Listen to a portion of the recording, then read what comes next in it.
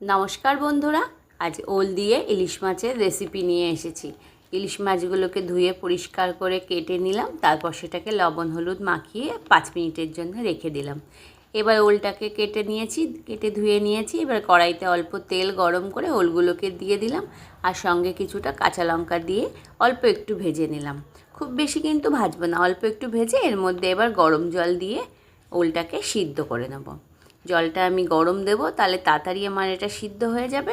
এবার পরিমাণ মতো লবণ দিয়ে চাপা দিয়ে আমি এটাকে সিদ্ধ করে নেব। এবার কড়াইতে আমি তেল বসিয়ে মাছগুলোকে ভেজে নেব। দুই পিঠটাই আমি মাছগুলোকে লাল লাল করে ভেজে তুলে নেব।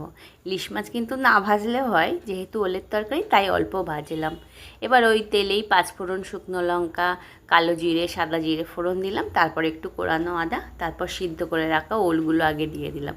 সঙ্গে কিছু ধনে জিরের মশলা দিলাম, তারপরে হলুদ গুঁড়ো দিলাম, 1 চামচ সর্ষে বাটা দিলাম, দিয়ে সব কিছু ভালো করে কষে নেবো। এই কষাটা একটু সময় নিয়ে করতে হবে।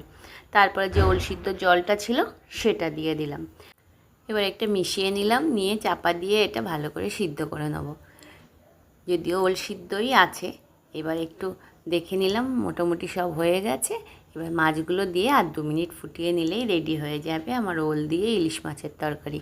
তো বন্ধুরা, রেসিপিটি কেমন লাগলো জানাতে ভুলো না কিন্তু।